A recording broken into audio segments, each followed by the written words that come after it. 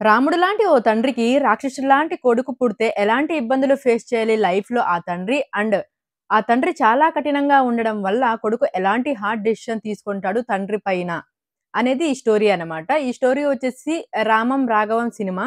ఇందులో కమెడియన్ 'ధనరాజ్' గారు మెయిన్ లీడ్‌గా చేశారు. 'సముద్రకని' గారు నాన్న క్యారెక్టర్‌లో చేశారు. రామం అనే వ్యక్తి ఒక రిజిస్టర్ ఆఫీస్‌లో పనిచేస్తూ ఉంటాడు. అతనికి ఒక కొడుకు పుడతాడు. అతనికి రాఘవ అని పేరు పెడతాడు. రాఘవ పెద్దయ్యాక దేనికి పనికి రాకుండా గాలికి తిరుగుతూ ఉంటాడు.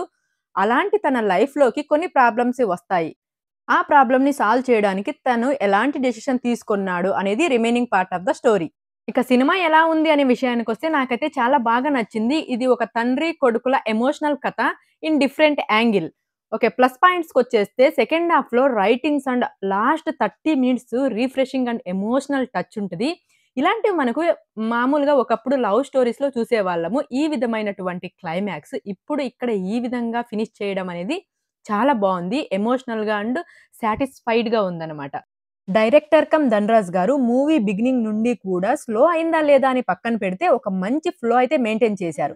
ఒక తప్పు తర్వాత మరొక తప్పు వరుసగా చేస్తూ ఫెయిల్యూర్ రోల్‌లో ధనరాజ్ గారు ఇంకా రిజిస్టర్ ఆఫీస్‌లో స్ట్రిక్ట్ ఆఫీసర్‌గా తండ్రిగా సముద్రకని గారు బాగా చేశారు. వీరిద్దరి రోల్స్‌లో చెప్పినటువంటి డైలాగ్స్ చాలా బావున్నాయి. బ్యాక్‌గ్రౌండ్ స్కోర్ బావుంది. చాలా చోట్ల హెల్ప్ చేసింది. సినిమాటోగ్రఫీ అండ్ ప్రొడక్షన్ వాల్యూస్ చాలా బావున్నాయి. ఈ సినిమాకి సరిపోయేలా ఉన్నాయి. లో క్వాలిటీగా అయితే లేవు.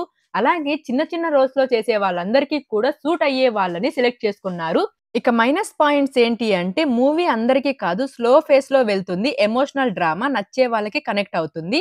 సో, సీరియస్ జోన్‌లో వెళ్తుంది. కామెడీ అది లేకుండా.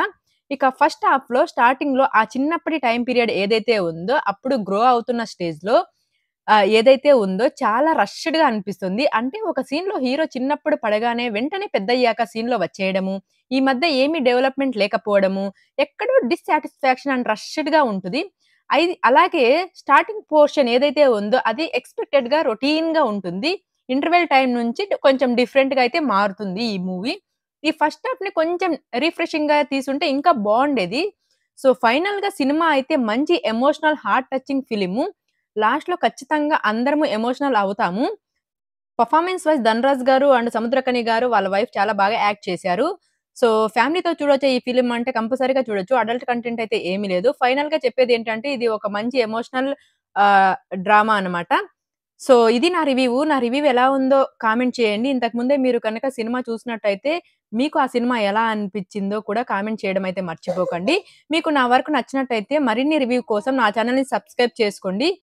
Thank you. ఉంటా మళ్ళా. జై హింద్.